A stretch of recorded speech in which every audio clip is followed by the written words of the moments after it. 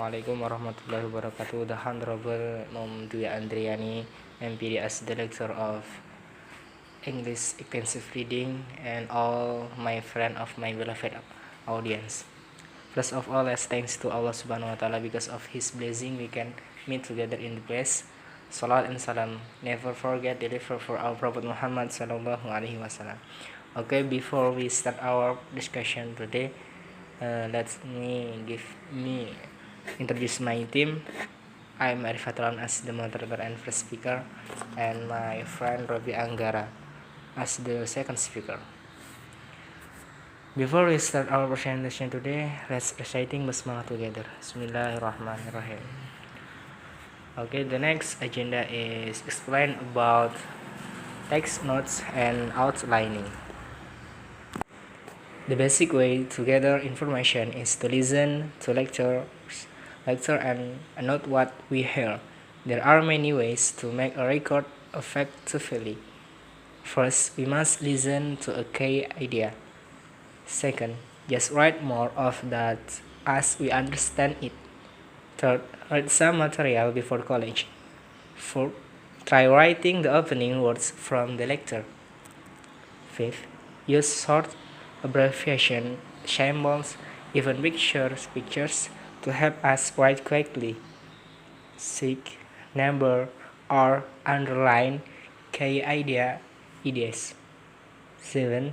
Whenever the teacher writes on the board, copy the information we see. 8. Set the date on every college note. And then the last, get to class on time so we don't miss the beginning of the lecture.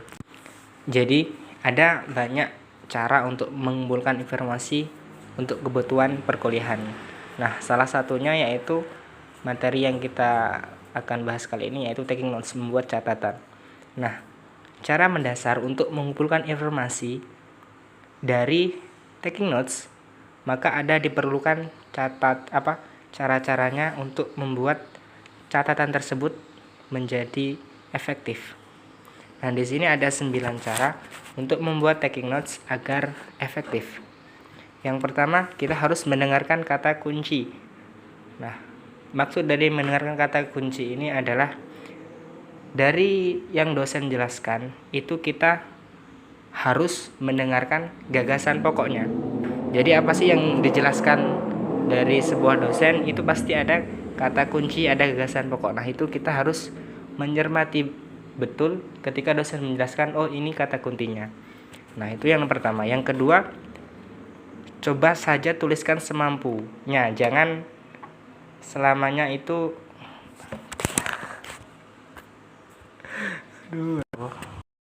Oke, jadi ada banyak cara untuk mengumpulkan sebuah informasi untuk bahan perkuliahan kita atau untuk kebutuhan perkuliahan kita.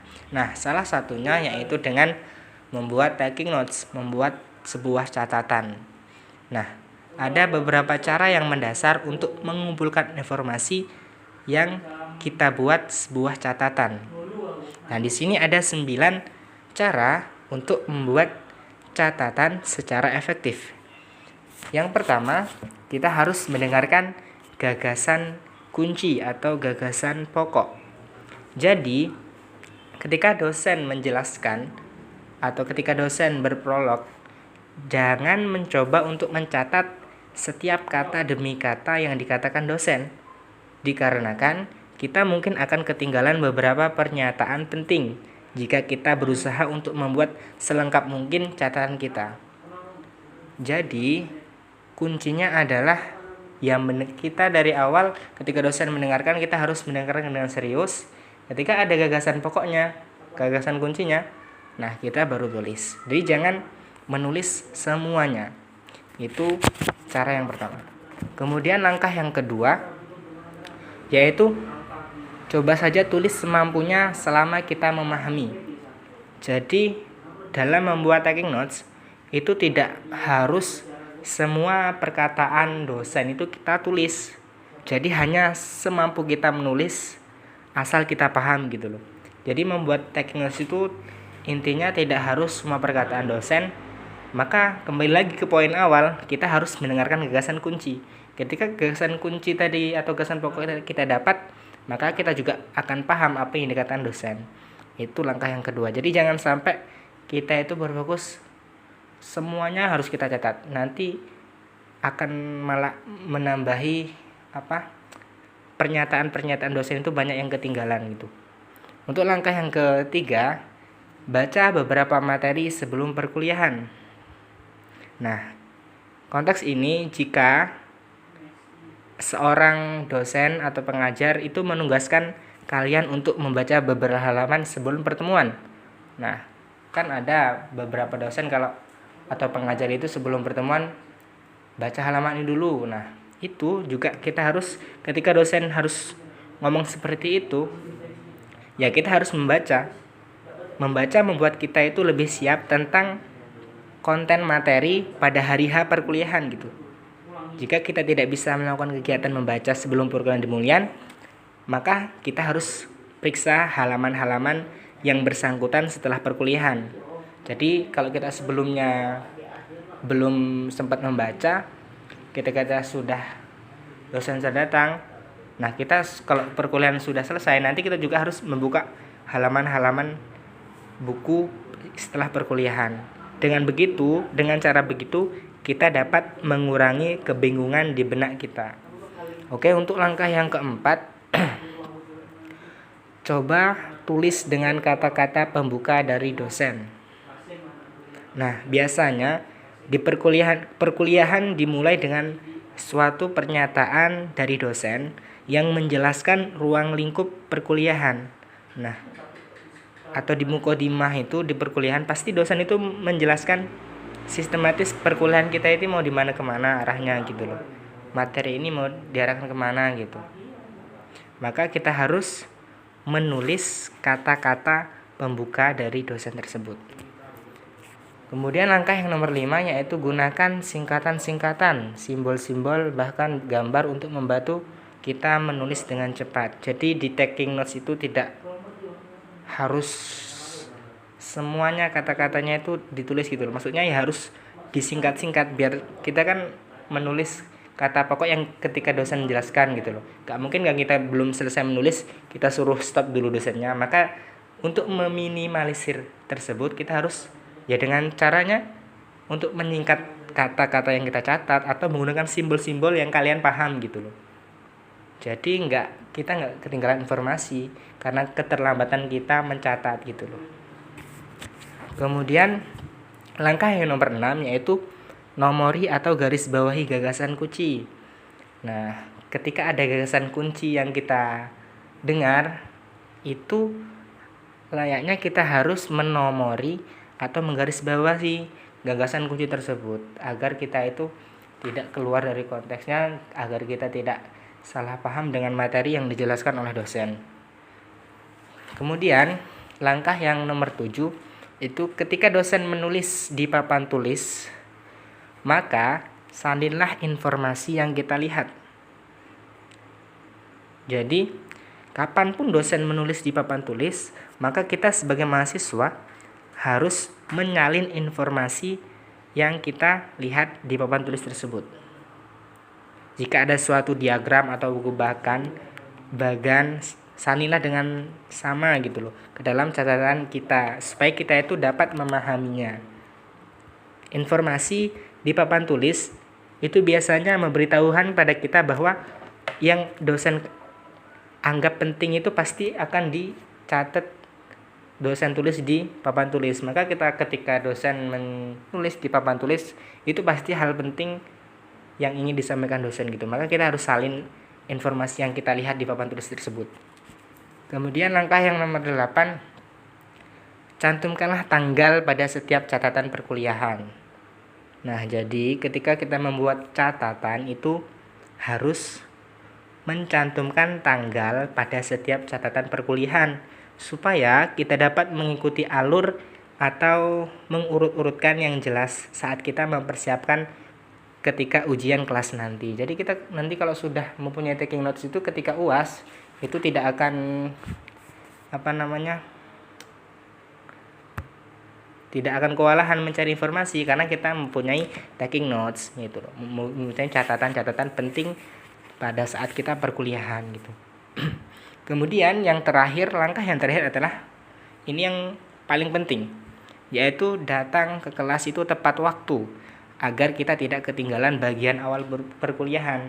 Karena sebagian besar itu ketika kita suatu mata kuliah itu pasti akan dijelaskan di dosen itu pada awal-awal perkuliahan. Nah, jika kita telat, kita tidak tahu nih apa sih poin-poin saja yang akan, soalnya 80 biasanya ada beberapa dosen yang 80% nilai UAS, 20% nilai tugas.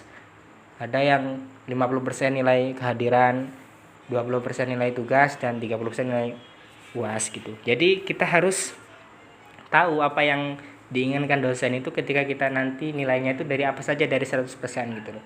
Kalau kita telat ya kita nggak tahu nanti di awalnya dosen itu ngomongin apa gitu. Maka kita harus datang di kelas itu tepat waktu agar tidak ketinggalan bagian di awal perkuliahan. Oke, untuk next slides, here is a simple note from the beginning of the lecture. Jadi di sini ada contoh dari taking notes dari sebuah perkuliahan gitu. Prolog dosen. Nah, prolog dosennya seperti ini. Welcome to Biology 101. I'm Professor Jauhari and this your laboratory assistant. This course meets twice a week for lecture and once a week for laboratory assessment. The next for this course is Introduction to Biology Skills by Abbreviation. You should get the next and read the first chapter before the next. You will also need to get laboratory manual that accompanies the text. I have passed out a copy of the course syllabus. This syllabus lists the reading, assessment, and exam dates. Note that will cover one chapter a week for each of the next 15 weeks in the semester, and there will be the exams for all the course. Grades in this course are based on your exam grades, and your grades on laboratory assessment. Are there any question? Nah, ketika dosen berbicara ke TU, selanjutnya catatan kita itu seperti ini. Course dengan biologi 101. Nah, itu kita harus kemudian kita nomori deh. Yang pertama, lecture-nya siapa sih yang jelaskan? Kita harus catatan gitu loh. Terus nomor 2, meetingnya itu membahas apa? Meeting sama dengan 2 lecture 1 bab gitu loh. Itu kan 3 ref main. Nah, tadi itu apa yang dibahas? Ternyata tadi itu introduction to biology skills by information. Terus nomor 4 season apa tugasnya besok apa sih? Kita catat juga. Itu semua ini yang kita catat ini adalah ya pokok-pokoknya saja, nggak semua yang coba kita lihat catatan kita sama prolog dosen itu kan nggak sama semua toh. Jadi ya betul yang saya katakan tadi, tidak harus semuanya gitu loh, bisa disingkap-singkap chapter jadi CHPT gitu loh. Nah, itu bisa dipahami lagi. Kalau nanti kalau paham silahkan ditanya. Oke, untuk the next slides will be explained by Robi Anggara. To the Robi Anggara, time is yours. Okay, the next slide is outlining. The outlining gives a summary of the writer's idea in a more formal form. The idea being numbered with the Roman numerals, supporting ideas being assigned ordinary alphabet or number and written under the heading. Outlining menyodorkan ringkasan gagasan penulis dalam bentuk yang lebih formal atau informasi yang kita kumpulkan. Dengan demikian memiliki bentuk tersendiri ketimbang hanya dalam paragraf belaka. Gagasan-gagasan dinomori dengan angka Romawi, dan sedangkan ide-ide pendukung diberi abjad atau angka biasa dan ditulis di bawah gagasan pokok pertama. Susunan seperti ini memungkinkan kita untuk melihat secara sekilas bagaimana gagasan kunci saling bertali, dan bagaimana penulis memberikan atau menopang poin-poin penting yang dapat lebih mudah kita pahami. Oke, the last slide is bentuk outlining. Jadi langkah yang pertama kita harus lakukan dalam pembuatan outlining ini yaitu menulis judul, dan langkah selanjutnya yaitu menulis gagasan pokok pertama yang ditandai dengan huruf atau angka Romawi, dan selanjutnya yaitu menulis gagasan pendukung yang ditandai dengan huruf kapital, dan ide-ide pendukungnya itu ditulis dengan huruf atau angka kecil. Begitupun juga kita kalau kita memiliki gagasan pendukung lainnya, kita bisa menulis dan menandai gagasan pendukung itu dengan tanda huruf kapital. Nah, jadi pembuatan outstanding ini kita harus berurutan dalam pembuatan gagasan pokok pertama, gagasan pendukung, dan ide-idenya. Jadi, mengapa outstanding harus berurutan? Dikarenakan agar semua gagasan jelas-jelas berbeda, dan juga supaya gagasan tidak tumpang tindih antara gagasan utama, gagasan pendukung, dan ide-idenya. Dan juga dikarenakan agar informasi atau materi yang kita sampaikan mudah dipahami oleh pembaca. Oke, cukup dari saya. Okay guys, maybe enough for about discussion by my team. And the last issue, assalamualaikum warahmatullahi wabarakatuh.